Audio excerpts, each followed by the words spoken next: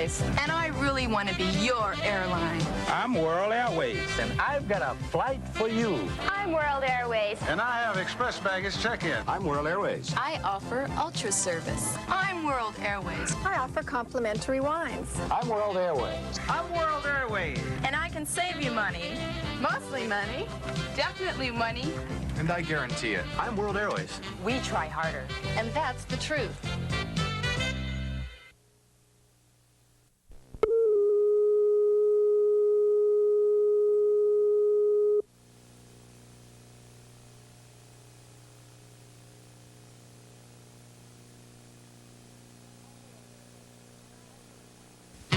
I'm World Airways, and I really want to be your airline. I'm World Airways, and I've got a flight for you. I'm World Airways. And I have express baggage check-in. I'm World Airways. I offer ultra service. I'm World Airways. I offer complimentary wines. I'm World Airways. I'm World Airways. And I can save you money.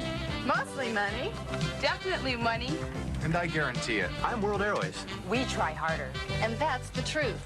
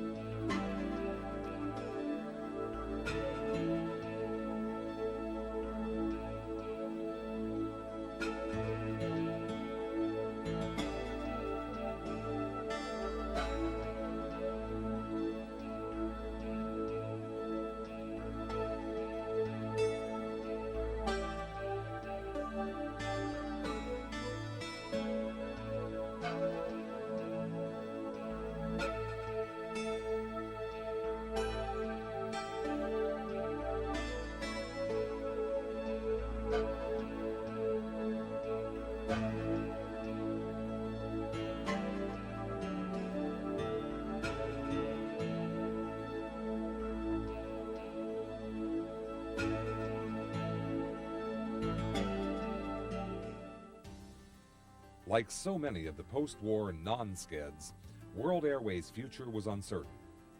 The early years of the airline were unstable, and it was doubtful the company would ever survive. But success would come to the pioneering airline, and its performance record would ultimately set industry standards for operating excellence.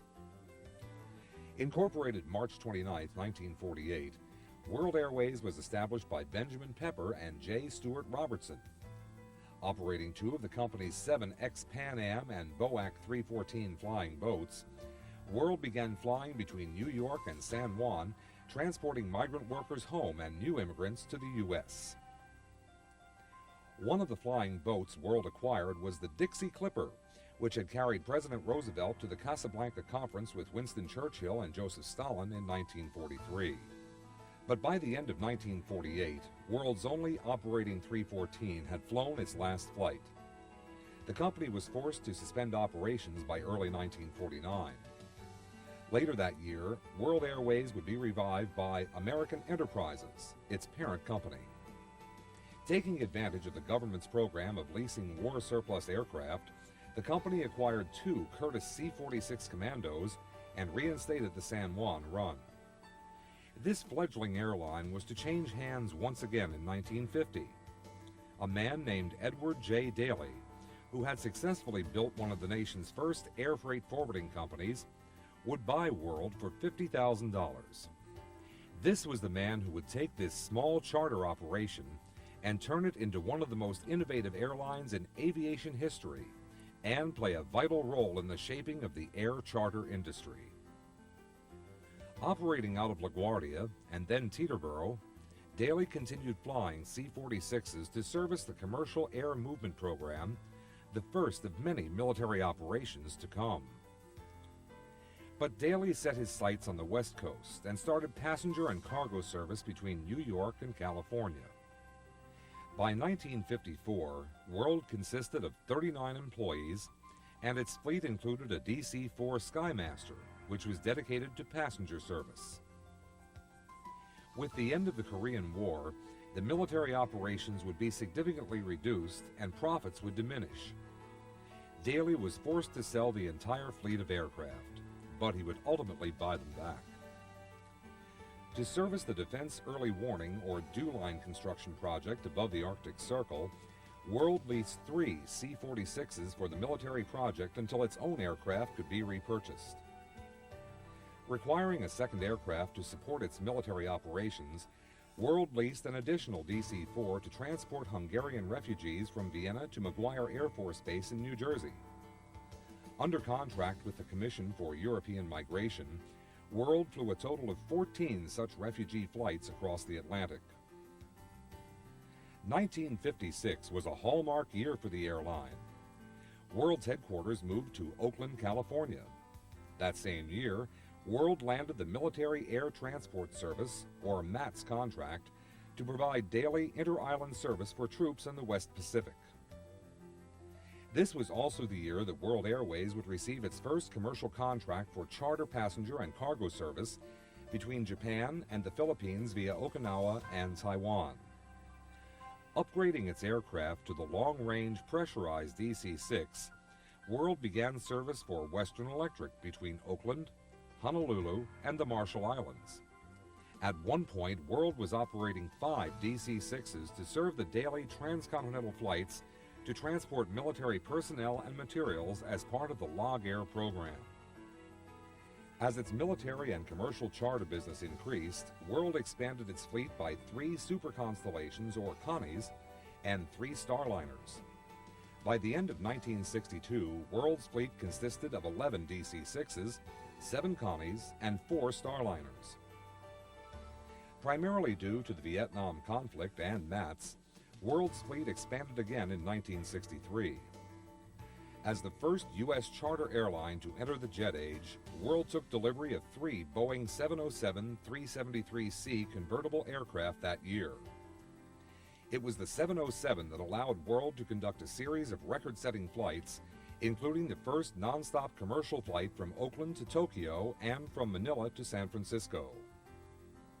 World Airways had become one of the largest all-charter airlines in the world. In 1964, World was granted Trans-Pacific Authority to fly commercial passenger charters between the U.S. and Asia and received the National Safety Council's Award of Honor for Performance Excellence. The following year, World received Transatlantic Authority to fly to Europe and Africa. 6 new Boeing 727s joined the World Airways fleet in 1967 and were leased to several carriers. As the 5-year Log Air project came to a close, World continued to expand its domestic and international commercial charter service.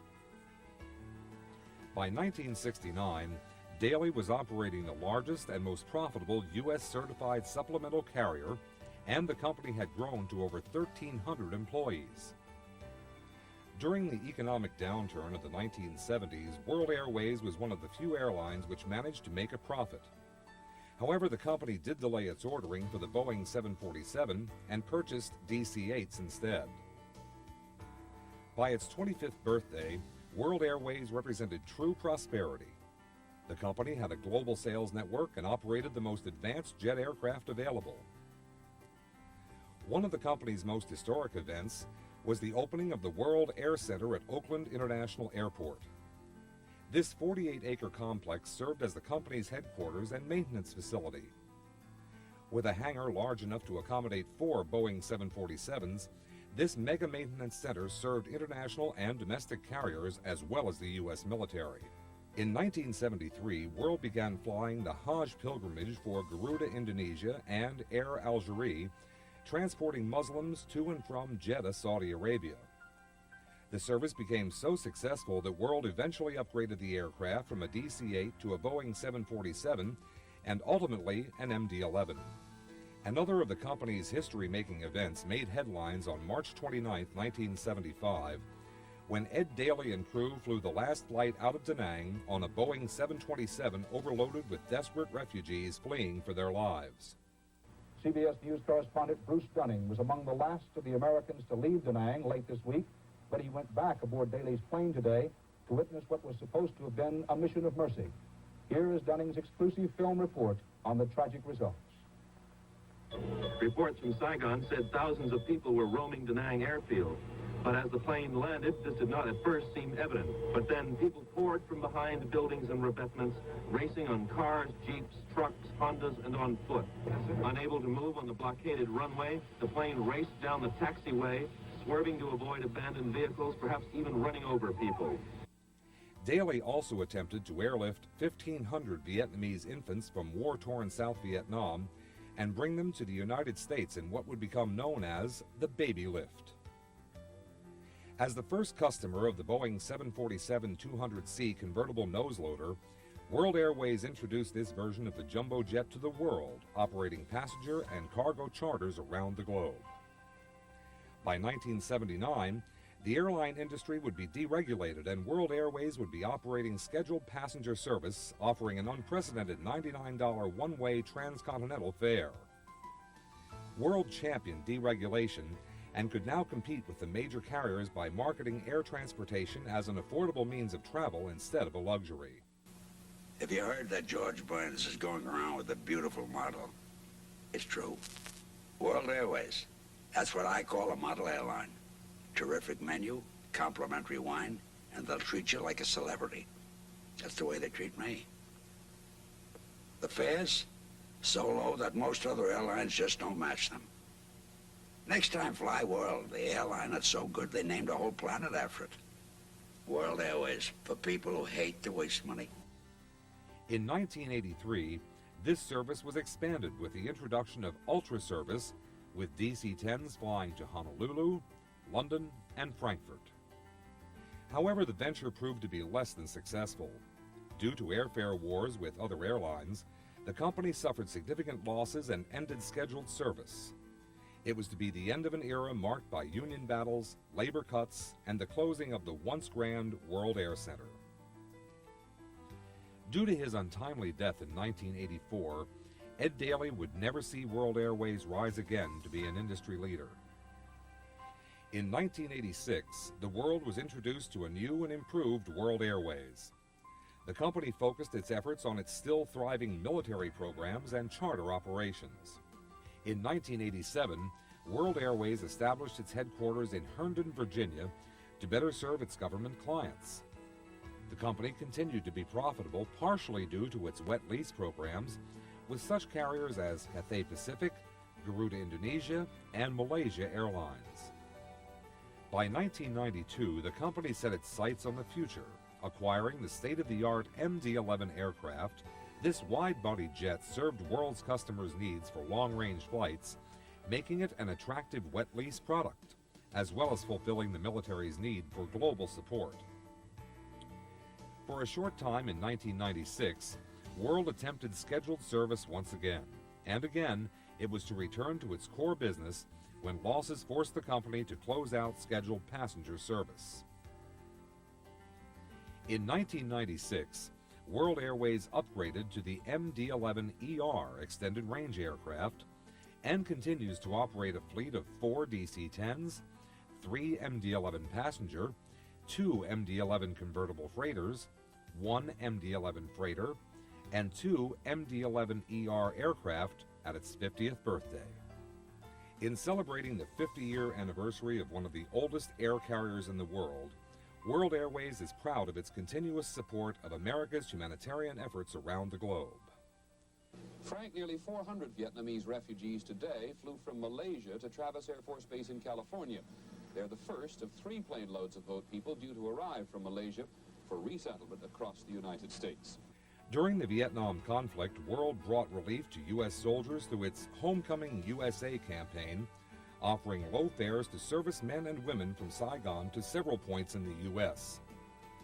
World transported food, clothing, and medical supplies to Nicaragua in 1989 as part of the Flight for Life program. In 1992, World Airways took part in the relief effort of Operation Restore Hope in Somalia and was recognized for its outstanding performance in Saudi Arabia and Kuwait during Operation Desert Shield and Desert Storm. Now in its 50th year, World Airways prides itself on its rich history and the contributions it has made to the aviation industry. World was built on the vision and determination of its dedicated professionals and has prevailed throughout the past 5 decades due to the continuous commitment of its employees. That same dedication will ensure that World Airways will continue to prevail as it prepares to meet the challenges of a new century. Today, the 50-year-old World Airways continues to aggressively market its extensive service capabilities to the growing number of air carriers around the world as a new era begins.